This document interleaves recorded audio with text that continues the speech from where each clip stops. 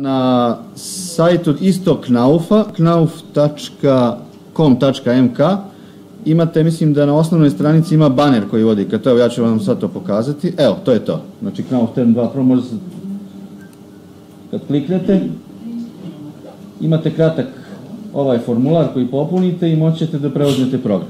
Program je jako mali program. Ono što je dobro, što kad budete preuzimali sa sajta, dobit ćete i dva primjera.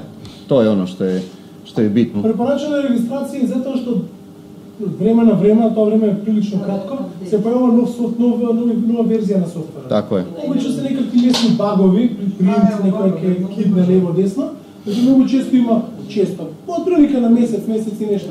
Srbija 2 godine otprilike ima softvera, otprilike 25. verzija promovira, tako da zato što kako se registrirate jednaš, jaz ki vi gi praćam na to email, ko što ga registrirate, ki vi ga praćam samo ovo fajlče. Tako da nema potrebe od preregistracije ili nešto, samo ki vi gi... A pošto sve si se uvate na strana, samo го brišete старото Knauf Term 2 m.exe, го stavate novo i sve se funkcionira kao što treba. Znači, kada preuzmete tu zip datoteku sa sajta, dobivate, kad je raspakujete, da imaju kolege, ja mislim, koji nisu. Znači, dobit ćete sam izvršni fajl koji ste već vidjeli i dobit ćete dva primjera. Jedan primjer, test 4, je za individualni objekat, a drugi primjer jeste za više stambenu zgradu, to je test 5. On se ne instalira, program se ne instalira, direktno se pokreće i možete ga pokrenuti sa flash medija ili sa bilo koje, možete raditi cijelo vrijeme na flashu i tako ga i snimiti. Tako da, samo ćete mi javiti kad budete svi imali mogućnost da pokrenete program. Znači ovaj Knauf Term 2 m.exe file, to je ono što vam je potrebno. A ja ću sada da krenem od samog početka.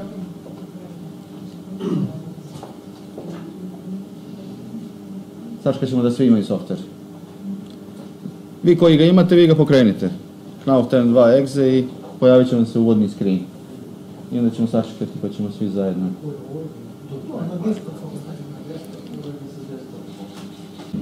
Ono što bi, dok još čekamo, rekao da na našem sajtu, ja mislim da isto tako postoji i na Knaufovom, prilikom popunjavanja postoji ova adresa. Ona ima knaufterm@ki.com.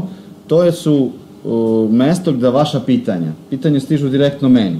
Ja ću vam podeliti vizit karte, ista je adresa linkovana na mene, tako da vas eto molim, ja sam očekivao i u ovih neko vreme koje je prošlo iz Makedonije gotovo da nije stiglo nikakvih pitanja. Znam kad je u Srbiji to krenulo, to je bilo dnevno i po 10 i po 20, zato što, možda je to zato što je kod nas tada krenula i regulativa se primenjuje intenzivno, znači nijedan projekat nije mogao dobiti građevinsku dozvolu bez elaborata i onda je bilo jako veliki pritisak da se to uradi. Sad ne znam, kod vas to sad počinje ili je počelo, pa će vjerovatno slična stvar biti. Znači, ta adresa jeste namijenjena za vaša pitanja, tako da šaljite ih, mi se trudimo, ja i profesor, ja da što znam odmah odgovorim profesora koji je potrebno nešto. Najviše će biti nekakvih dopuna, pošto nama nije nam izvorna zemlja i pravilnici koji smo proučavali cijelo vrijeme i prevodili, možda nam je nešto tu promaklo, možda treba nešto dodati i slično. Inače, softver je ovakav kakav je napravljen, on je u prvoj fazi koju smo dogovorili da računa potrebnu energiju za grejanje. Pre svega, uz ove dodatke koje ćete vidjeti koji su već unutra pozicionirani, ali on, pošto je primjena pravilnika vaša, sada ćete računati razrede u odnosu na potrebnu energiju za grejanje. Jel imamo svi softver? Ok. Ovo je sada naslovna stranica softvera, ona trenutno izgleda ovako i zaključane su ove opcije. Ona će u narednom, do kraja godine, će svi ovi softveri, barem za Srbiju, za Crnu Goru i Makedoniju, ćete moći da sami ovdje birate, pošto mnogi inženjeri rade u više zemalja, pogotovo naši Srbija, možda i vi, rade i u Crnoj Gori, rade i u Makedoniji, moćete da zaberete koju regulativu da primenjujete kroz program, na kom jeziku. Mi ćemo vrlo brzo kod vas dati mogućnost engleskog jezika unutra, tako da ćete moći sve ovo što uradite jednostavno tog momenta switchovati na engleski ili cijelo vrijeme raditi engleskom. Mi smo u Srbiji to već uradili, zbog potrebe stranih investitora i slično. I ovde naravno država koja će opredeljivati mnoge stvari. Za sad je ovo, kako vi vidite, imate, znači radite samo sa makedonskom regulativom. Ukoliko imate potrebe da radite projekte iz Srbije, preporučujem da skinete srpsku verziju programa. Tako da za sad je tako. Ono što je takođe ovde bitno da imate osnovne ove dve stvari, da otvorite novi projekat ili da radite na novom ili otvorite postojeći.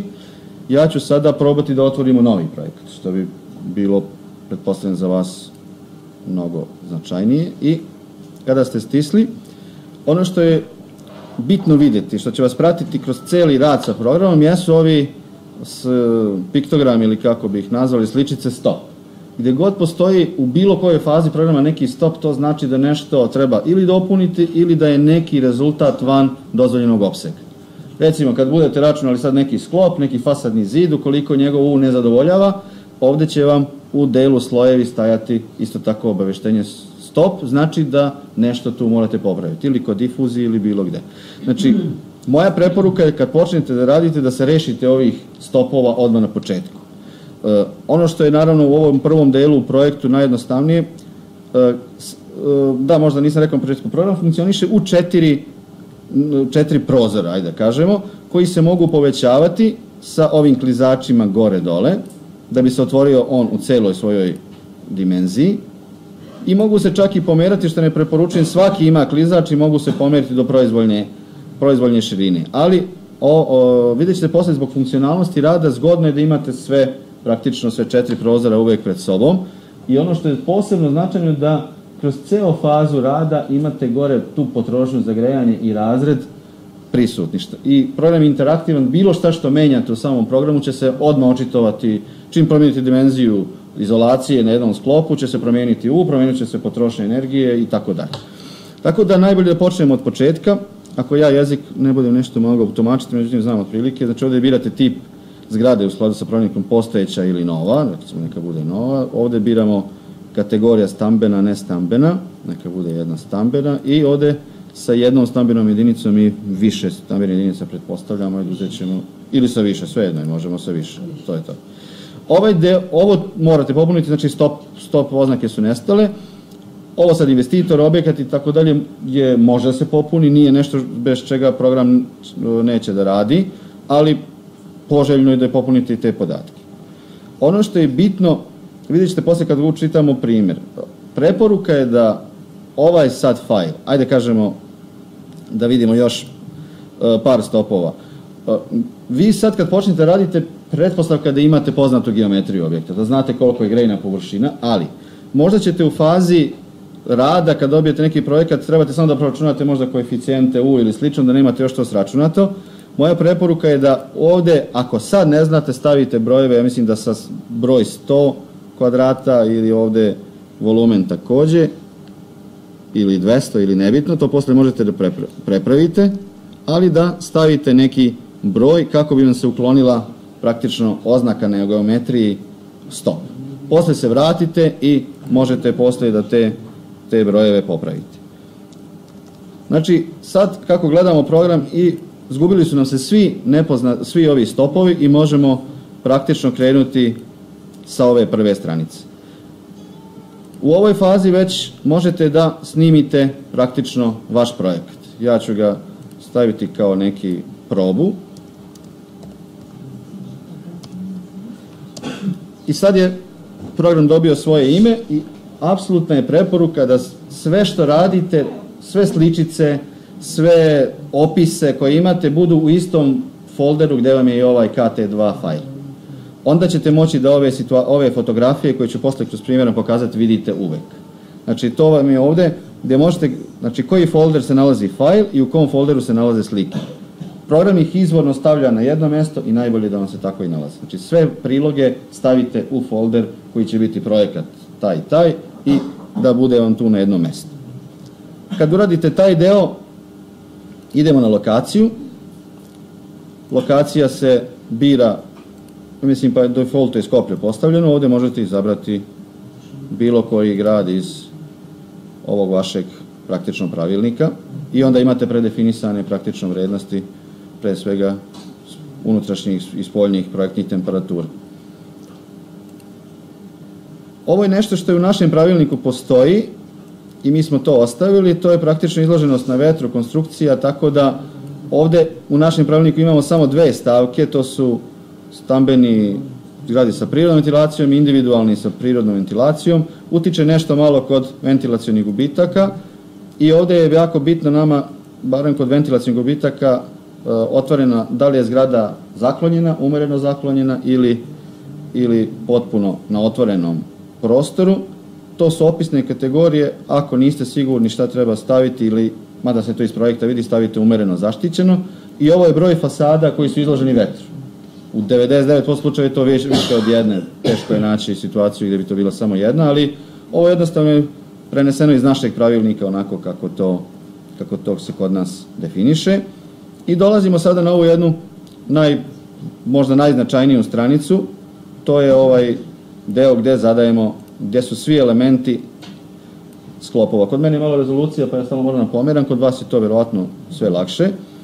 Imate ove grupu veliku podelu na netransparentne i transparentne fasadne elemente. Sad ovde imamo, ovo su nadvorišni, to su spoljni, jel tako, pa imamo zidovi, pa imamo krovovi, pa ovo sad unutrašnji zidovi, sad ja ne znam sve ove izraze, ali znam poput našeg, to je sve ono što je definisano praktično vašim pravilnikom. Onda u transparentni su, znači, prozori, vrata, šta god ovde, to smo prenijeli iz pravilnika. I u ovom delu još uvodnom imate tehnički opis. Kod nas je u elaboratima obavezan tehnički opis da bude sastavni deo elaborata, barem u najkraćoj onoj formi.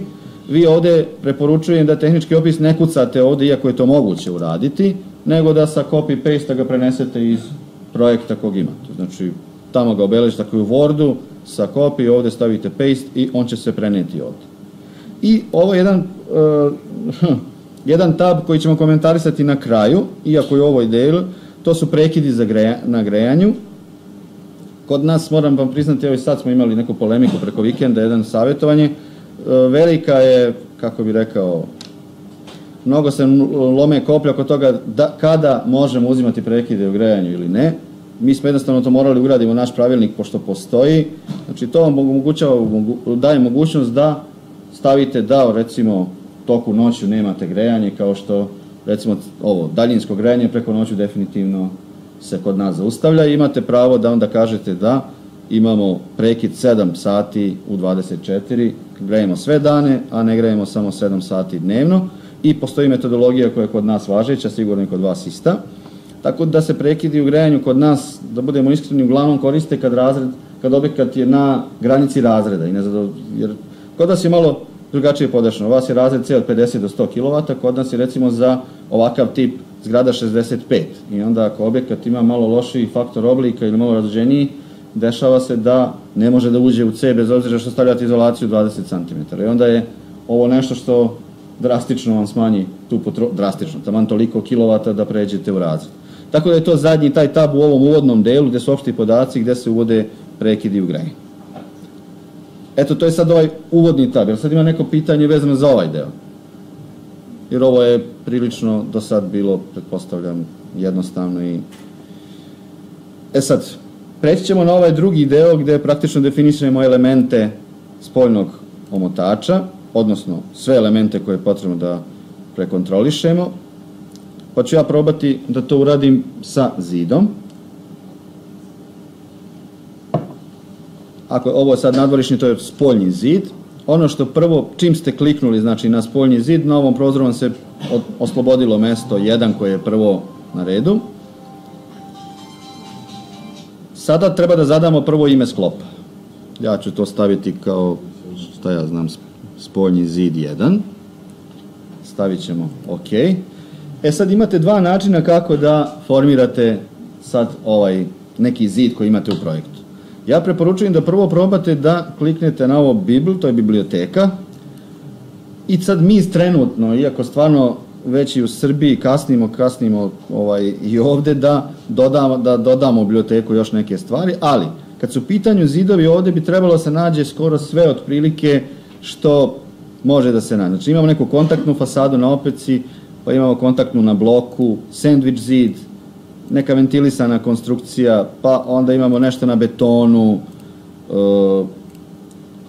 betonski blok, pa opekarski blok. Tako da, evo ja ću za početak, recimo da imamo kontaktnu fasadu, neki klasičnu fasadu, ja ću staviti ovo i neka je na bloku od 19.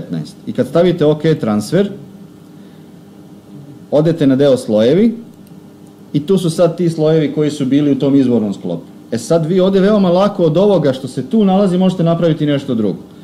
Za početak, evo recimo ako je izolacija ovde bila 12 cm, vi možete reći ne treba, planiram 12, ja ću staviti 10. To isto možete raditi na dva načina. Na ovo minus, odmah smanjujete, evo vidite klizačem, već je 11, već je 10. I ono što je obično, pošto znamo kad recimo kontrolišemo ovu izolaciju nam čini sve što ulazi u proračun, često se to radi tako da vi izolaciju smanjujete do mere dok vam ne pocrveni U koeficijent koji je ovde jasan. Znači sa 8 ne prolazimo, ali sa 9 ćemo znači proći. Drugi način semanog klizača je da direktno ovde u debelina stavimo 9. Ono što je dobro, kažem da imate direktno kontrolu koeficijenta U i upoređen sa dozvoljenim za taj sklop za takvu vrstu objekata. Znači ovo je novi objekat i tu je ono ograničenje 0,35 verovatno, pretpostavljam kod vas ili kako već. Tako da odmah vidite da li taj sklop zadovoljava. Druga stvar, možete ukoliko, ne znam, imate produžni malter i kao, ne znam, zamenili ste ga sa, ne znam, cementnim malterom. Ono što je bitno sada kad smo već kod ovih elemenata, ne znam kako se kod vas vidi, ali ovde u ovom biblioteci sad za sad imamo pravilnik. Mi smo tu prenijeli i preveli one JUS tabele koje su iz starog, tako i u srpskom pravilniku su te vrednosti date. Mi smo ih ovde prenijeli, dok vi ne objavite neke vaše, ubacit ćemo i to. Ali mislim da u vašem pravilniku, je li imaju materijali koji su, mislim da imaju, isti kao naše, su iste tablice. To je sve staro. Znači, to je pravilnik. Drugi deo je Knauf Insulation, treći deo je Knauf i četvrti deo je AMF. Znači, mi smo se opredelili da ćemo staviti ono što država, ajde da kažemo, zakonodavac je ponudio u pravilniku, plus ove naše korporativne rešenje za kojih mi stojimo sa svojim atestima, papirima i slično. Jer mi smo, evo recimo kad je u pitanju Knauf, pa ako vam za neki sklop treba neka, ne znam, neka ploča, nemam pojma, vi dobivate njene karakteristike ovde i dobivate praktično već link ka sajtu da biste mogli preuzeti tehnički list, pogledati da li je to što vam odgovara i slično. Znači, omogućili smo vam da imate kompletan uvid u ono što projektujete. Znači, to što se tiče baze. Ako smo htjeli recimo da promijenimo produžni malter ovde ćemo naći sad maltere, evo i tu su, pa ćemo reći da je to produžni je bio, sad ćemo staviti cementni, nije bitno. Dovoljno da kliknete cementni, sad ja samo da vidim ovdje kod mene, mora da biti ovaj transfer, to kod vas stoji, i umesto produžnog će se pojaviti u našem sklopu cement. Znači vi vrlo brzo možete od jednog ovog ponuđenog sklopa, bitno je samo da li je on sandvič zid, da li je demit fasada, da li je ne znam nija šta, vrlo lako ćete to da isprepravljate. Ono što je takođe bitno, možda imate sad ovakav sklop, ali recimo koji treba da ima nešto promenjeno umesto ove opeke, da on ima beton. Sklopove možete kopirati tako što kliknete na spoljni zid 1, imate ovaj baton, ovaj dugme copy, morate zadati drugo ime, ja ću sad taj zid staviti spoljni zid 2 i on će se praktično preneti ovde i mi ćemo sad samo recimo od ove konstrukcije napraviti da nije zid od opeke, nego da je to beton, da je to recimo betonski blok, sad ja ne znam sad ove tačno izraze, i stavit ćemo to da je to, i već smo promenili sklop. Znači, vrlo lako možete da manipulišete u smislu da vrlo brzo napravite toplotni omotač vašeg objekta koristeći gotove sklopove. Ipak, možda će neko hteti da radi na svoj način, da sklopove, evo sad ćemo raditi neki zid, da i ga koristite da jedan po jedan element. To radite tako što stavite ime sklopa, ovo je sad neki 3, idemo u slojeve i sad sami ćete to da radite. Izabrat ćete recimo, ajde prvo neki ćemo izabrati malter, znači to je ako imamo betoni, metali, pa ćemo imati produžni malter, transfer. Pa ćemo imati sada, da kažemo, neku opeku ili beton, nebitno, pa betonski blok koji smo već spominjali, pa ćemo ga prenijeti. Pa vi kažete 20, ne, moj blok nije 20, nego je, ne znam, 15. I tako dalje. Znači, ovdje možete sami praktično definišete svoje sklopove, sada termoizolaciju, recimo ćete izabrati, ne znam, neku kamenu vunu, evo ga, recimo FKDS, pa ćete također prenijeti. Na vama je kako je vama lakše da to radite, tako možete i da se snađete. Znači, to su dva osnovna tipa. Ono što je dalje bitno kod svakog sklopa šta morate da uradite jeste prvo za sklopove koje su ka spoljnom vazduhu morate zbog solarnih dobitaka da odredite parcijalne površine po stranama sveta. To je ono što vi morate sačunate. To program vam neće sam. I to se ubacuje praktično ovde.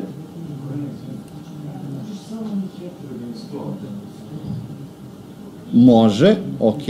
Ako ste vidjeli da je ovdje, ovo je nešto što program podržava, što se vrlo retko primenjuje kod nas u Srbiji, zato što na neki način povećava vrednost koeficijenta U.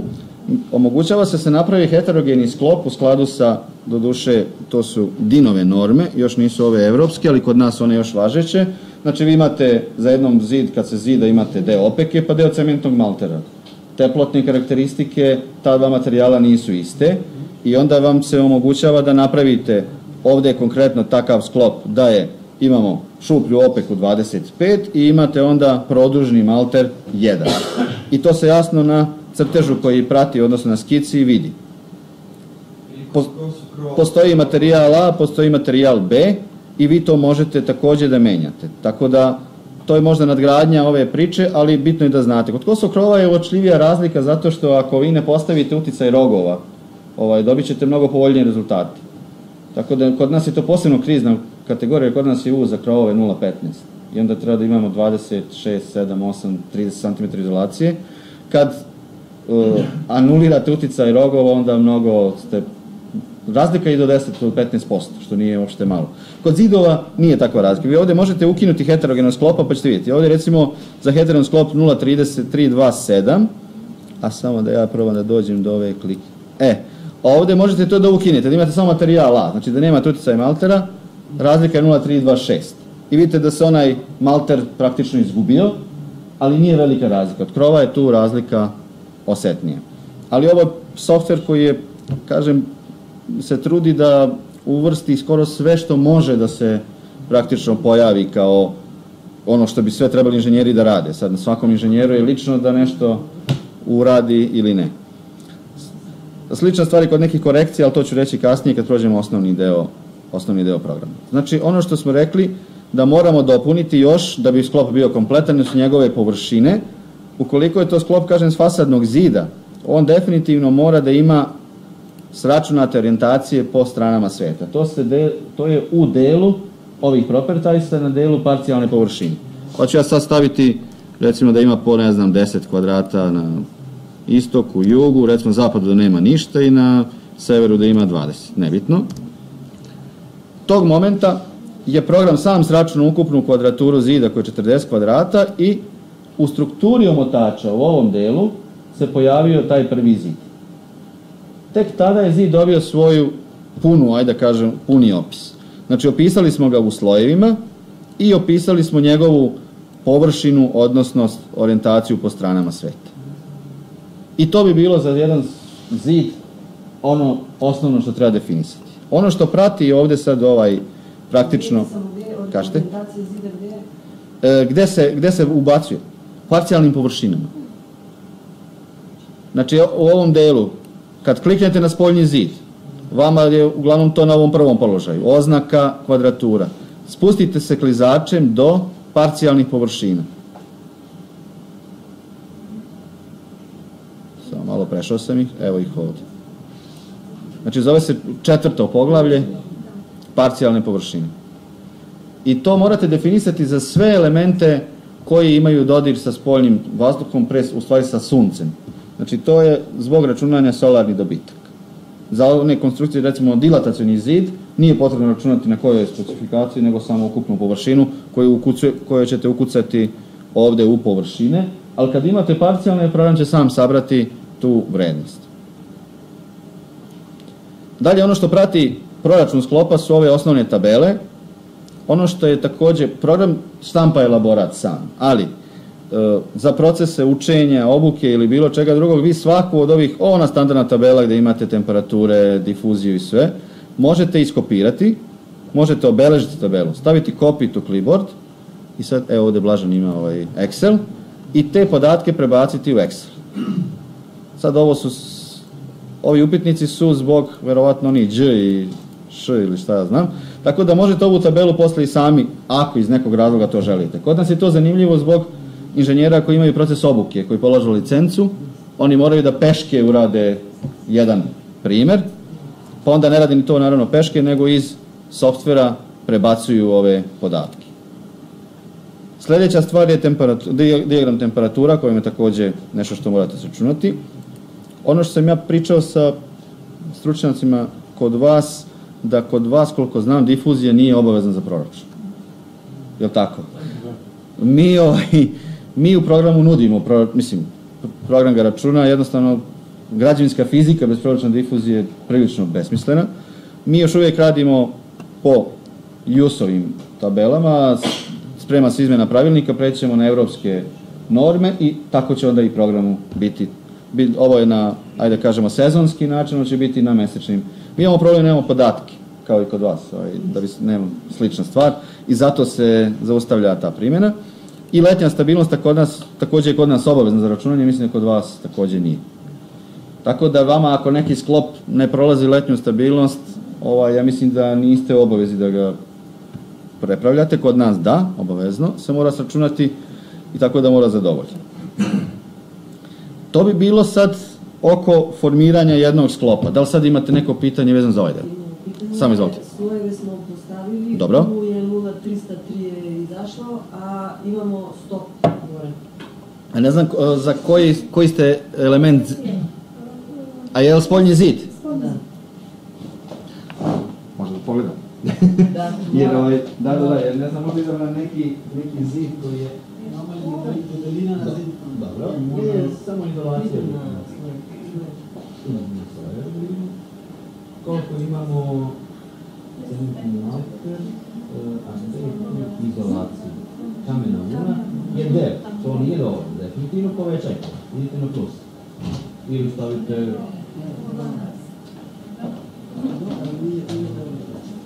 Ako je pitanje zid.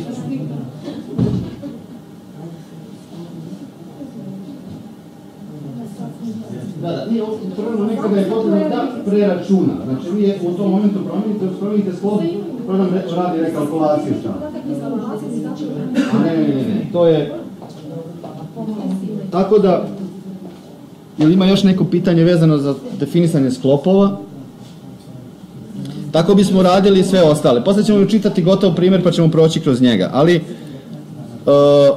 možda sad nismo objasnili ovaj treći prozor koji je onako dosta bitan, ali u njemu se ništa ne dešava dok nemate nešto da unutra ubacite. Rekli smo da geometriju ubacujemo ili... Neka neko izitemo senka ili nešto tako da vidimo kako će reagira.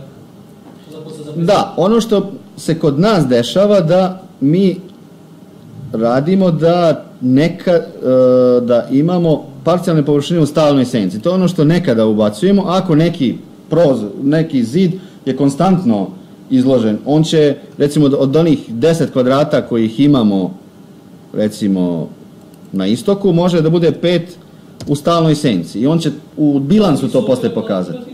On će smanjiti solarne dobitke u tom smislu, ali još nismo definisali sve, pa se sad ne vidi ništa. Mi smo sad na nivou praktično formiranja sklopova.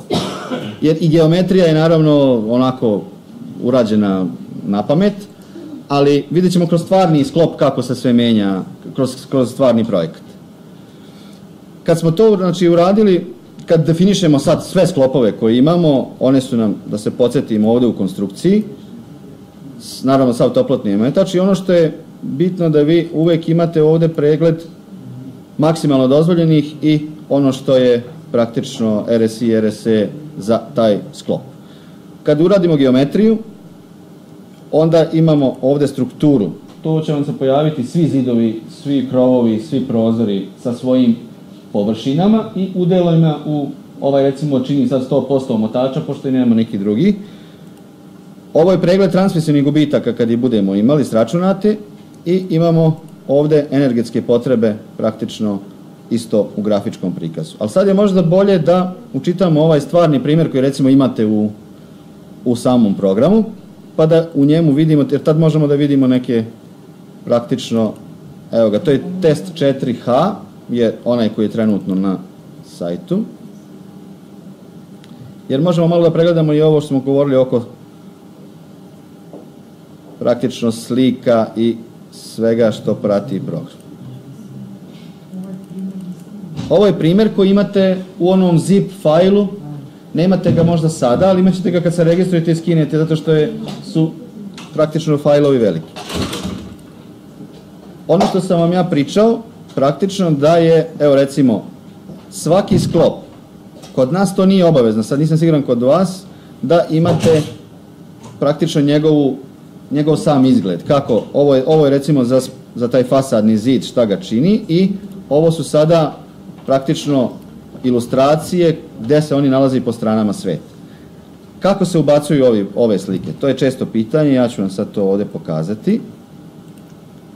Za ime sklopa, ovo je recimo fasadni zid 1, slika se zove fasadni zid 1.jpg. Moram priznati da nije mnogo, ajde da kažemo, intuitivno nešto, ali znači vi morate imati ovaj fajl, ja ću ga ovde sada vam pokazati, ono o čemu sam vam pričao, test 4. U test 4 imate sve ove fotografije, odnosno to su sličice. U program možete unijeti sve raster slike, i PNG, JPG i slično. Znači to je ono što možete da unesete. Znači, evo, to je ona sličica koju smo rekli, vi će ovde morate da ukucate fz1.jpg i ona se u tom momentu pojavljuje ovde. Ista stvar je gde ubacujete ove slike za parcijalne orijentacije ako ih imate. Evo ih ovde. To su ove koje smo videli tu. To je, kod nas nije obavezno, ali je, ukoliko imate, dobro da bi neko ko gleda vaš elaborat znao lakše da nađe gde se šta nalazi. Znači, to je što se tiče tih sličica. Ono što je bitno sada da ovde vidimo, pošto ovaj objekat ima stvarnu geometriju, to je neka kuća od 140 kvadrata, morate da sračunate zapreminu unutrašnjeg prostora i spoljne mere takođe zapreminu. Program će sračunati sam faktor oblika. To je ono što se, ovde se sve dešava, ajde kažemo samo. Ovde je sada, u ovom delu struktura su svi elementi toplotnog omotača koje ova kuća ima. Pa ima spoljne zidove, pa ima ovo je ravni krov, verovatno, ja sad ne znam dobro makedonski, ovo međuspratno iznad otvorenog prostora, prozori. Mislim, ono što je dobro, vi čim kliknete na taj poziciju, mi ćemo sad da vidimo gde je to. A, da, to je ovaj ravan krov. Odnosno, to je krov iznad negrejanog prostora, pretpostavljam. Znači, nadgrejan, da. A šta znači ravni krov? Ravni krov, je li tako? Ravan krov iznad grejanog. Ovo je međuspratna konstrukcija, da, negrejani tavan, znači to je okej. Tako da vi ovde ovako se najlakše šetate kroz vaš omotač kada klikćete na ove elemente omotača. U sledećem ovom praktično tabu su transmisioni gubici. Zašto je značajan ovaj deo? Ako treba nešto da popravljate, ovde vidite gde imate najveće gubitke na vašem objektu, ovakav kakav ste ga smislili. Vidimo, naravno, najlogičnije jeste da što spoljnih zidova ima najviše, tu imamo i na prozorima su gubici, što je sasvim očekivano, na ovim drugim delovima je daleko manje. Sad je možda dobro da pređemo na ovaj deo energetskog bilansa. Znači, transmisioni gubici, dobici i sam energetski razred. Da li u ovom delu ima još neko dodatno pitanje, slobodno? Znači, sad smo došli do faze gde smo definisali sve elemente omotača, oni nam naravno svi zadovoljavaju, nigde nemamo nikakve stopove, što je dobro. Ovde ima, recimo, da ima zbog čega. 0297, verovatno nedostaje izolacije malo, možda je tako i case i ostavljen. Evo, recimo, vidite da ovdje treba pojačati izolaciju. I stop, nestaje. Znači, to je bitno da, kad je nov objekat u pitanju, barem je tako kod nas, onda morate zadovoljiti sve koeficijente i onda ići dalje. Kad je u pitanju postojeći objekti, kod nas je barem tako da mi moramo računati jedan elaborat, pa mere poboljšanja i mi moramo povećati za jedan razred gore. Sad, da li je to kod vas tako, ja sad nisam siguran, ali mi smo sad pričali o novom objektu, pa ćemo zato pričati pre svega o tome. Znači, kad smo definisali sve elemente, idemo na ovaj deo da računamo ono što mi moramo da ubacimo. Ono što je bitno kod transmisivnih gubitaka. Program je sračunao naravno sve sam u odnosu, ono što vi birate jeste da izaberete na koji ćete način raditi linijske gubitke. Vaš pravilnik tretira 3 slučaja. Ima po N standardu da računate praktično po katalogu toplotnih mostova, što rade vjerojatno entuzijasti samo, a možete da odaberete paušalni, ajde da kažemo, odabir, i to postoji, ako je taj paušalni, kako ja zovem, to piše, ne znam, ovdje prirast, ovo vi znate dobro da pročitate, imate po pravilniku mogućnost da radite sa 15 i 35%. Znači, zavisno od vaše procene tih mostova. Znači, vi imate mogućnost da radite, da birate tako, i ono što je bitno da vi, evo, čim izaberete, recimo ovo je bilo na 35, čim promijenite gubitke, naravno, menja vam se i rad, nema vam se ova protrošnja. Evo, recimo, sa 15 je 63,87, pardon, sa 35 će se to povećati na 76,12. Ali kod vas je malo klizno, pošto je 50 do 100, to ništa toliko ne utiče, i ima ova mogućnost koja je u programu data, da se radi po N standardima, i to se praktično onda potrebno je definisati. Sad ću samo da ovdje dođem do... To po meni treba malo više i znanja i malo više posla, da biste definisali veze praktično. Vi za svaki taj spoj birate kakav je tip iz onog kataloga gde se nalazi, to je praktično gde se nalazi izolacija, da li je te spoj, da li je to, sve ono što treba iščitati, po meni tu standard, to je ključna stvar. Ovdje vam je u programu dato, za čitav ovaj objekat su date sve linijske veze po N standardu. Ovdje tačno pokazujemo koje je to mesto, čisto i to da vidite, i ovdje sad dajete ove ksi vrednosti koje također morate da praktično vadite iz standarda i samu dužinu geometrije. Sad, na vama je da se opredelite da li ćete raditi po N standardu ili ćete raditi ovu paušalnu metodu, pa ćete procijeniti da li je lošija ili bolja situacija 15 ili 35% od praktično površine. Ovo za sve ove elemente su prenijeti katalozi u program i možete sami definisati praktično svoju varijantu. Tako da preporučujem da to malo proučite prvo ovaj standard koji je daten i onda da u programu probate to da uradite u odnosu na ovaj primjer koji imate. Primjer, kako dobar, pa i slučaj, moraš sam da definiraš. Da, pa moraš sam da vidiš, znači, tako, da li ti izolacija kao u sredini ili s polja, kakav je spoj i onda će kad to definišete, program sam sračunati za taj sklop praktično linijski gubitak. To je ono što je vaš posao da uradite kad su u pitanju transmisivni gubici, sve ostalo naravno program računa sam. Kad su u pitanju ventilacijni gubici, tu je ono što je potrebno se opredeliti, to je ono kod zaptivenosti pre svega stolarije, da li je loša, srednja ili dobra, i prema tome se menja praktično časovna izmena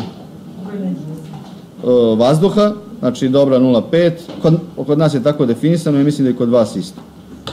Tako da dobivate praktično samo, čim to uradite, dobivate vrednost ventilacijnih gubitaka. Solarni dobici. To je nešto što je vrlo onako škakljivo kad je u pitanju vaša zona, pošto nije pravilnikom definisana, nema nijedna tabela osunčanosti. I onda smo se mi opredelili da u programu, konsultaciju sa nekim, ovdje kažemo, stručnjacima, radili smo ovu bugarsku zonu 8 koja se najviše naslanja, za koju imamo podatke, koja se naslanja na Makedoniju. I u odnosu na to su da je data tabela osunčanosti i na osnovu toga je sračunata i solarni dobici. Vi, ja mislim da nemate mogućnost drugu da uradite. Treća mogućnost jeste da nemate uopšte solarne dobitke, ali što bi bilo, svaki objekat bi bio predimenzionisan ako baš nemate uticaj solarnih dobitaka. Tako da, ono što vi treba da se izaberete, barem je tako kod nas definisano, odmah definišete da li je objekat neosenčen. Kod nas postoje samo dve zaista prave vrednosti, to je nezasenčen i zasenčen sa 0,6 FS-om. Mi smo uveli u program i ovu međuvrednost 0,75, jer mislim da je to realno. Nemate objekta koji apsolutno je skoro nezasenčen ili onaj koji, tako da mi kad hoćemo da budemo, ajde da kažemo, onako iskreni, tu stavimo već 0,75. I vidite, ovaj objekat je recimo već prešao u drastično drugi razred kad se to izmenilo. Znači, solarni dobici su vrlo značajni za, nešto sam ja ovdje izgleda poremetio dok je još otišlo na 133, sad ne znam šta. Za solarne dobitke ovdje. Imamo samo 3 opcije. Da, za solarne dobitke, prvo što nemate opciju da birate dok nemamo, kad budemo imali neke podatke, i mi u Srbiji imamo samo za Beograd, recimo, pa je praktično strečujemo preko HDD-a za sve. Ali ovdje u Makedoniji nema ni jedan. Znači, tu birate zasenčenost, birate ovdje sada faktor za neupravno zračenje, to isto definiše standard da se ubaci, uglavnom se stavlja taj maksimalni. Ovo je nešto što bi trebalo da se uvaži, ali u Srbiji to niko naravno ne radi, pošto smanjuje dobitke. Faktor umanjenja u odnosu na opremu koju imamo na prozorima. I onda kad kliknete to, naš standard definiše skoro da nemate prozora koji nema one sada barem žaluzine ili nešto. Možda ima, recimo ovaj nema nikakav.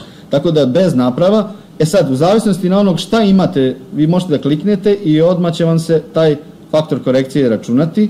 Recimo da imamo žaluzine sa špoljašnje strane, recimo, koje se mogu kretati, bla bla nešto. Ili žaluzine klasične, i kad stavite OK, on će transponovati taj rezultat i on će se već, vidite koliko se skoro za 20 kW se promenio, odnosno smanjio se dobitak. Jer logično jeste, ljudi koji imaju to kada i zimi smeta sunce, on će da stavi i umanjit će dobitak.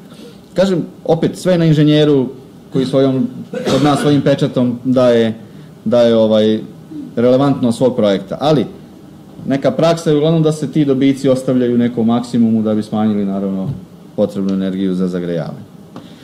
Unutrašnji dobici su sračunati po našim standardima. Ja mislim da je profesor to proverio da je to isto. Znači, tu imamo dobitke od ljudi i od električnih uređaja. Znači, to je nešto što postoji ovdje tačno objašnjenje, ono zavisi naravno od namjene objekta pre svega i od broja ljudi i tako dalje.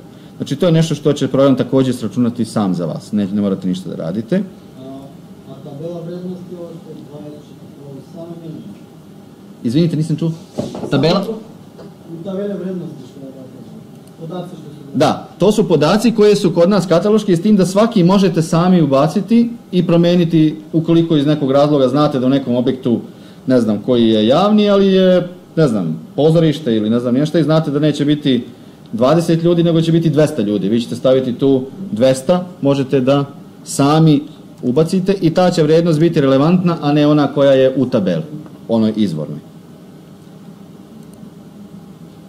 Ovaj deo je preuzet iz našeg dela, pošto mi u Srbiji još ne računamo instalacije uopšte, nisu sastavni deo, ali je za pasoš moramo sračunati potrebnu onu primarnu energiju i CO2, tako da ovo je kod nas definisano samo da se isklikće praktično da li su kotlovi na koju vrstu goriva, kubatura, i ovo uglavnom ljudi kod nas stavljaju bilo kako, pošto uopšte ne utiče na razred, nije nešto drugo, nego samo je opisno za pasoš. I vi imate poseban deo gdje su instalacije, tako da ovaj deo bi možda sad mogli da zanemarimo. I na kraju dolazimo do onog ključnog praktičnog dela programa gdje je energetska klasa, kako se kod nas se kaže energetski razred, gdje imate mogućnost da pregledate sve dobitke i sve gubitke. Čak ima mogućnost da ode parcijalno uključivanje i isključivanje dobitaka, pogotovo tih solarnih, jer solarni možete reći, ajde da vidim kako bi izgledao moj objekat kad bi ja umanjio ove gubitke solarne, kad ih ne bi tretirao, ali u principu ovo je sada konačan bilans, QHND, to je znači potrebna energija za grejanje na godišnjem nivou po metru kvadratnom, i ovaj sistem radi bez prekida i praktično razred je bio sličan i sa prekidom. Tu vidite kad bi bilo 7 sati, onda bi se energija nešto malo smanjila. Znači to je sada, ajde uslovno kažemo, kraj proračuna. Ovdje imate još dve tabele. Ovdje su sad tabele koje također govore o onim linijskim gubicima i svim vezama koji su tu. I ovo mi zovemo DD tabela, to je ona krajnja tabela gdje su vam svi proračuni koji dovode do ovog razreda, koju također možete da kopirate i da prenesete u Excel ako vam je potrebno za neku analizu.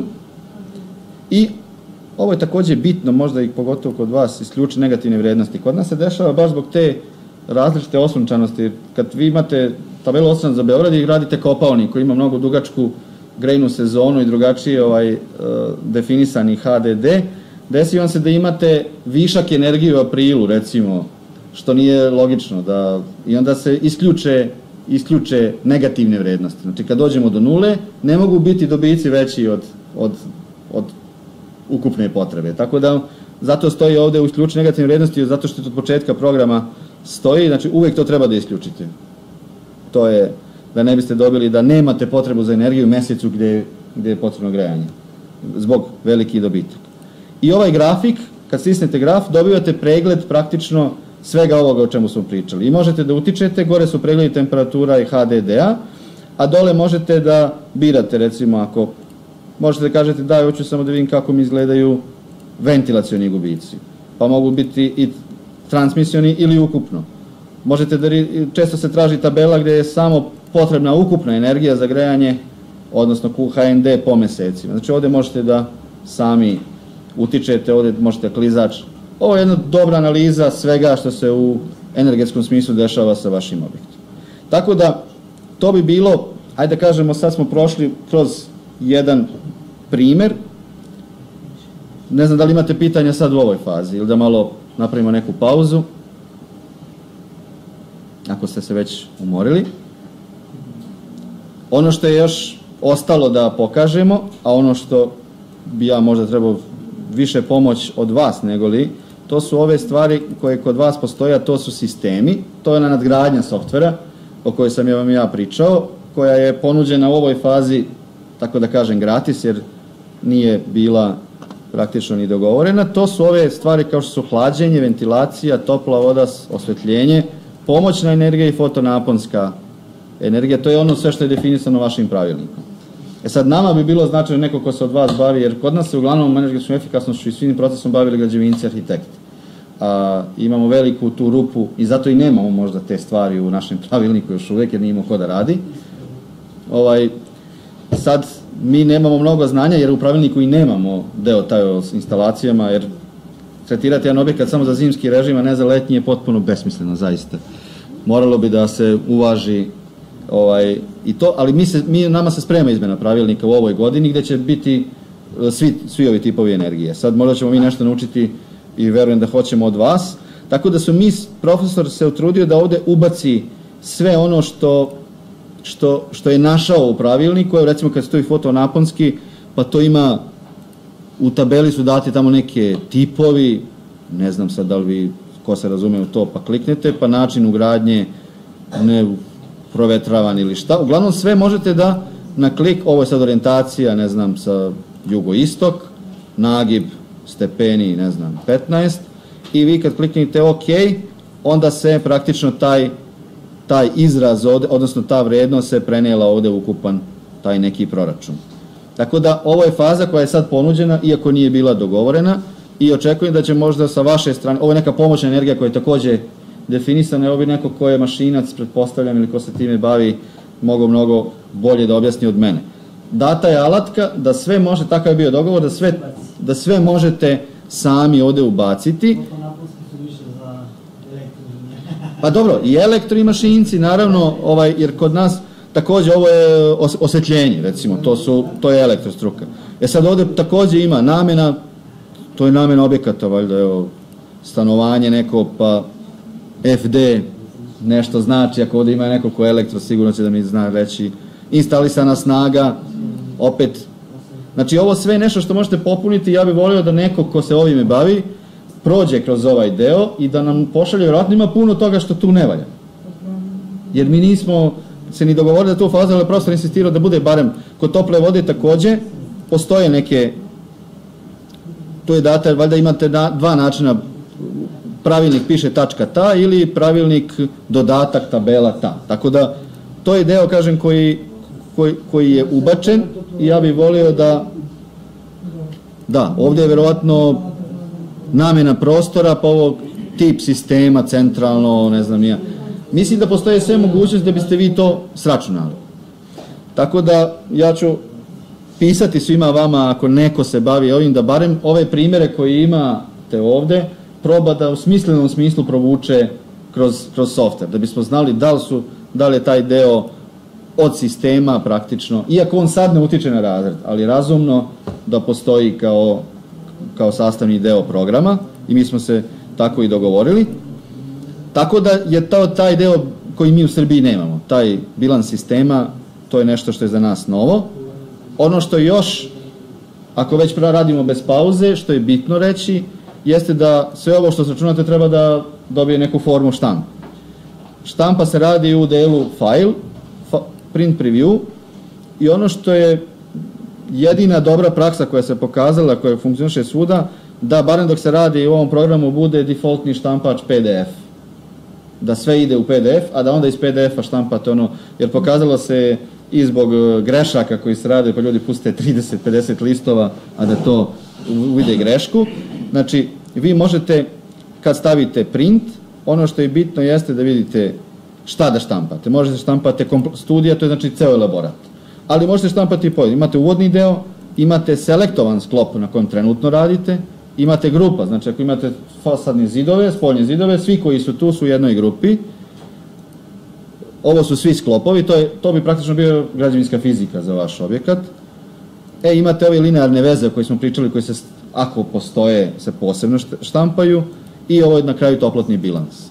Evo, baš da vidim te veze, one, ja mislim, čine, sam da vidim kod Blažena, da li je to podešeno kako treba. Verovatno mu nije printer podešen za... Aha. Sad ću vidjeti da će izaći. Uglavnom, sve će biti u PDF-u, da možete pregledati, vidjeti, eventualno nešto intervenisati i na kraju odštampati. Sad možda mi imamo do Blaženovog praktično... tu je.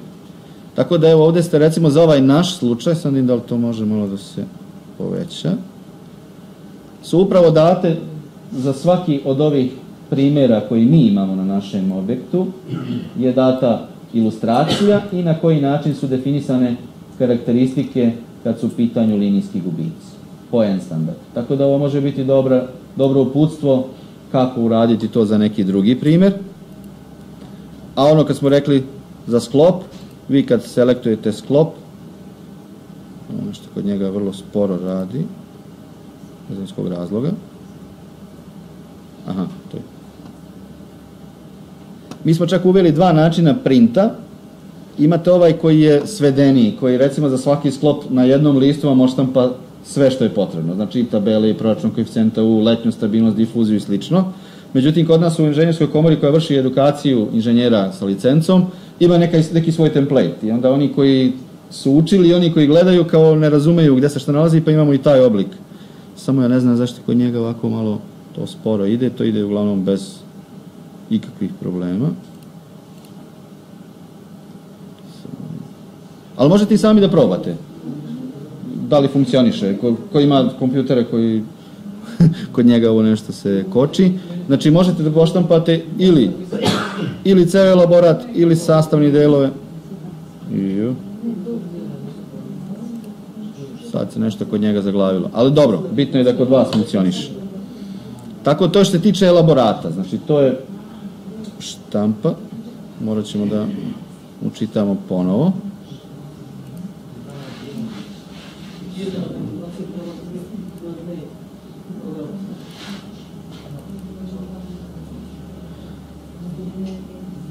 A još ono što program treba na kraju da je usporuči jeste pasoš, takođe, energetski. Tu imamo naravno onaj problem koji je stari, ništa se nije međuvremenu promenilo, da kod vas za nestambene objekte postoji problem odnosno nejasne klasifikacije u smislu referentnih vrednosti. Pasoš štampate tako da dođete na ovaj deo energetska klasa i kliknete na pasoš. I onda ovde imate mogućnost takođe da dosta stvari unesete sami, može biti štampa u koloru ili siva. Naš pasoš definiše 5 strana, vaš pasoš definiše 4 strane. Tako da je ova treća strana je to čitava rašomonijada oko svih sistema, ali je u pasošu ponuđen za svaku ovu vrednost. On će prenijeti ono što je iz pasoša, ali možete za svaku vrednost imati manuelni unos i to će biti ono što je realno. U ovoj fazi je to tako. I ovde birate da li će biti printovane automatski prenesene vrednosti ili ove koje ćete da unesete sami.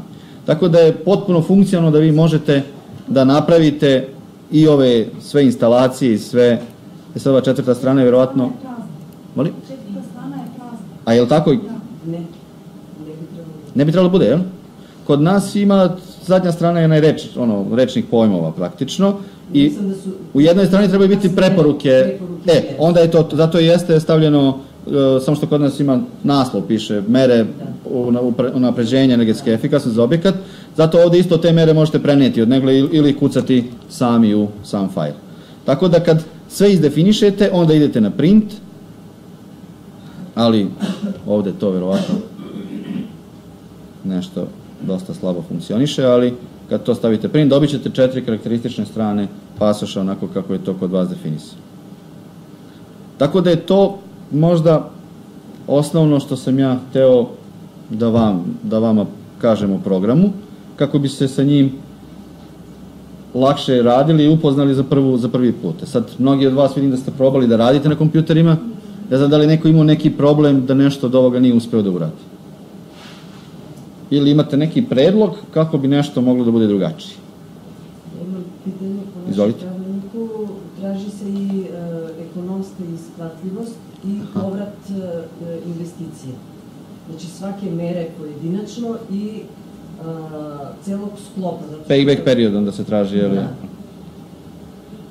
To mi nismo pročitali ili nismo usvojili. Znači, u sklopu energetske elaborata ili pasoša se to radi? To je na pasošima, znači. Evo ga, nekako ga je uspio generisati.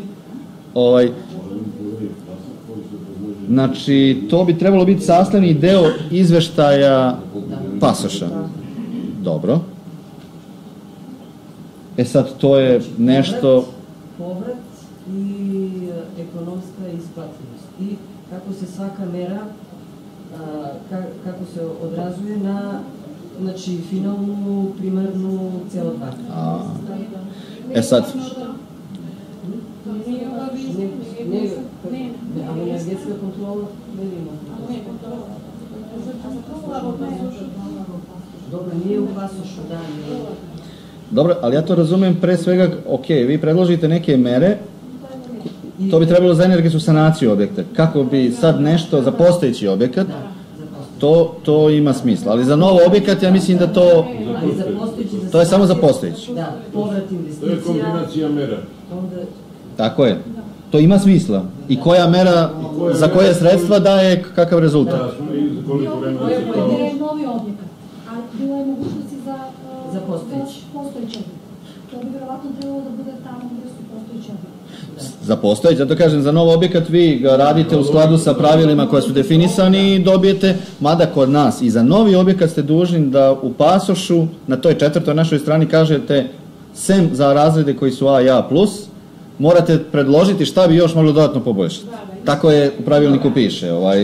Iako, mislim, objekat koji je u B, morate da radite čudo na njemu kod nas, pogotovo pošto nemate mogućnosti velike, pošto sad radimo grejanje kao i kod vas, znači ne možete desiti. Ali, isto tako, mora da se predlože mere. Ali to što pričate ima punog smisla za postojeći objekat, da ne bi neko predložio mere koje vrlo mnogo koštaju, a ne doprinese mnogo. Dobro. To je poenta investicija inspektora koji traži energetsku kontrolu. To je potpuno razumno, nego samo da li ima neka metodologija kako treba da to izgleda. Taj izveštaj, ta ekonomska analiza i payback period. Ok. Dva metoda kad je opšta kontrola i kad je detaljna. Dobro. To ćemo da pogledamo, pa ćemo da vidimo da implementiramo onda, da to bude u sklopu... To bi trebalo u sklopu pasoša za postojeće objekte. Jel' tako? Pasoš za postojeće objekte bi trebao na kraju da ima, pored mera, da ima i tu kratku, verovatno, analizu. Dogovorit se s profesorom, mislim da ako je metodologija računanja toga nekako jedinstvena, ako to ne računa svako na svoj način, mislim da je onda lako da se... Ako ima pravilnik metodologija, mislim da ćemo to... Jednostavan povrat investicija koji je za opštu kontrolu i detaljno formulu ima neki tako. Dobro, proučit ćemo, daćemo na prevod taj deo, onda možda posebno pravilnika. A to je pravilnik za kontrolu ili... Za kontrolu, da. Dobro. Ili ima još neko pitanje možda? Mislim, dosta je često korisnici koji su videli i skinuli program i nikad nisu ništa o njemu znali i videli, su znali da kažu da program im nije jasno kako se u njemu radi, da nije intuitivan i tako. Ne znam kakve su vaši utisci uz jednu ovakvu... Uglavnom sve radimo. Ovo što koleginica kaže, toga nema. Aha, dobro. A recimo od ukupnog broja objekata koje treba da radimo kontrolu, bar u početku sad većina je postojeći. Tako je. I čeka nas posao pre svega na sanaciji postojećih objekata. Investitora interesuje koliko to košta kad se vraća investicije i čak. Dobro. Vi ste to super uradili, kod nas to nije obavezno. Da li imamo parametre za određivanje klase za javne objekte? Pa nemamo. Nemamo, koliko sam ja razumio, Blažena, da je u toku neka revizija, da bi uskoro trebalo da bude. Mi smo prošli put pričali sa 2 profesora i sa ljudima koji s time bave, ono što je zaključak da će biti u novoj verziji pravilnika, će biti, tako da ja ću vam učitati jedan onaj primjer koji imamo za neki objekat koji je tog tipa i naravno ne možemo da za njega sračunamo razred, pošto mi barem nismo uspjeli da odgonetimo kako bismo to uradili i rečeno je da će to u novoj verziji pravilnika koja se očekuje biti. Ovaj drugi primjer koji imate je primjer praktično test 5, to je neki poslovni objekat. Iza njega je naravno sve urađeno standardno, klasu ima, ali pazite šta piše. Za usvajanje klanove klase koristi se ali mislim da je tamo negde napisano da to je u skladu sa samo srpskim pravilnikom, tako da samo da vidim. Ja mislim da je to.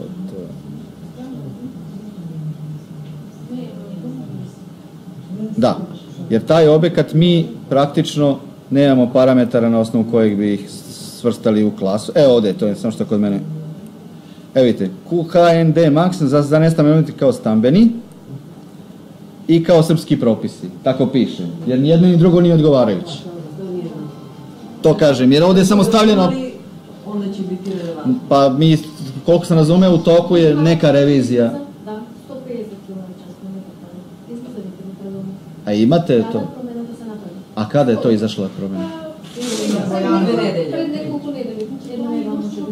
A da li mogu nekog od vas zamoliti da nam pošalje, evo, neko ko bi hteo meni da pošalje? Možete vi? Da ću vam odmah vizit kartu, da ne bude, jer Blažen je meni rekao da se sprema ta promjena, ali nisam znao da je ona i urađena. Jer odmah ćemo napraviti novu verziju programa, pošaljite mi, molim vas, svu relevantnu noviju dokumentaciju koju imate u zadnja 2 meseca. Znači 150 je sada. 7. januar, pa dobro. Pa dobro. Pa dobro, onda je logično što nismo uspjeli da implementiramo. Odlično, evo to će biti prvo što će biti urađeno kao dopuna. Naravno i sve ostalo, sad ste možda vidjeli šta program možda nudi i što niste sami uspjeli da odgonetnete. Ja bih volio da neko piše primjedbe pre svega, šta biste voljeli da se promeni, jer malo je teško i probali smo da peglamo jezički je možda dosta toga još uvijek neispravno, ali popravili smo toga već. Pa, znate kako mi... Pa dobro, ali red bi bio da tehnički dokument ima ispravnu gramatiku, što kažemo, tako da mi smo prevodili prvo agencije, pa su kolege pomogle da se to ispegla, pa ćemo kroz proces sigurno će biti primjedbi. Imate slobodno onaj kontakt mail ili moj ili onaj koji piše tamo, pa slobodno šaljite, a to ćemo za nestambene objekte uvrstiti, vrlo brzo obećavam novu verziju programa, pa ćemo vas poslati mail obaveštenje da skinete novu verziju. Može jednako školu?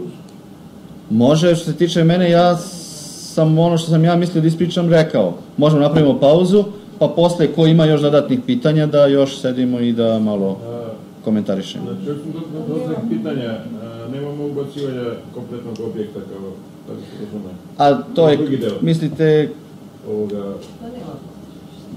u kom smislu celog objekta? Osim dodatnih pitanja, ako ima neko, nemate ništa spremljeno? Ja nemam, ja sam tu da bi, zato vi imate vaše računare i ako neko imao svoj projekat koji je radio ili bilo kako pitanje, tu sam. Jer ja sam, mislim, sve ove osnovne funkcionalnosti programa pokazao. Mislim da mi ništa nije promaklo. A ako neko od vas ima pitanja, konkretna, tu sam na 1 na 1 ili za sve. Tako da, ne znam šta vi kažete. Pa dobro, onda da praktično, onda da zaključimo, ako neko ima još da ostane da nešto pita posebno, tu sam. A svima vama koji ste došli, ja vam se zahvaljujem na pažnji i nadam se da ću dobiti feedback, što kažu, ja imam, mislim, dovoljno. Mislim, imate na onom mailu, Crown of Time dolazi samo kod mene. Imam ja ovde visit karti takođe za nekoga ko želi. Voleo bi da šaljete primedbe, jer uvek ih, ja znam, mi smo u Srbiji stvarno stigli do 25. verzije programa, uvek nešto neko predloži, popravi i tako dalje. A ovde tek očekujemo... Trebali bi prvo da počnemo. Tako je. Onda dolazimo do nekih... Pa zato ja pitam, kod vas ipak to tek počinje, jel tako, da se radi, tako da u svakom slučaju onda ništa. Hvala vam puno na pažnji, ja sam tu, eto, ako neko ima još neko pitanje, može doneti ili kompjuter ili bilo šta. Može da otvorite naš sistem.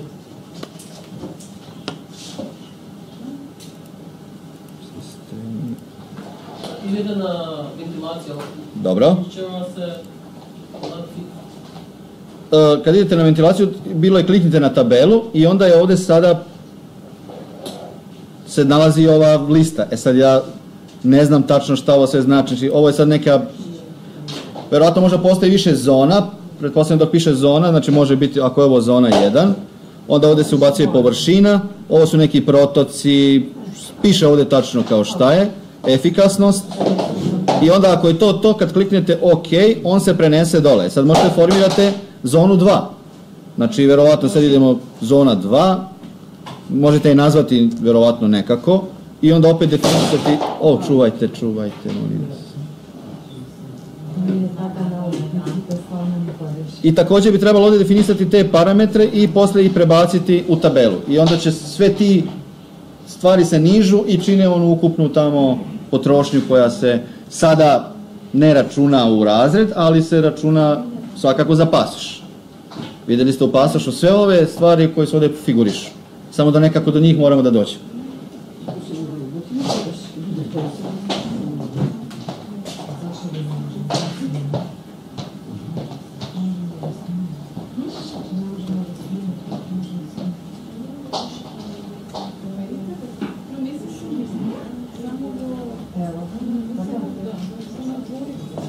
Ukoliko neko radi u nekom projektu, baš bi bilo značajno da razmijenimo da ste uspeli sve da uradite, jer tek od prave projekte ćemo vidjeti funkcionalnost programa. Tek tad i kod nas je tako bilo. Vi napravite neki okvir, ali onda vidite da nešto ili nedostaje ili nešto još treba promeniti, tako da ukoliko radite intenzivno i mislite nešto, možem da se konsultujemo, tu su vizit karte moje, pa možete uzeti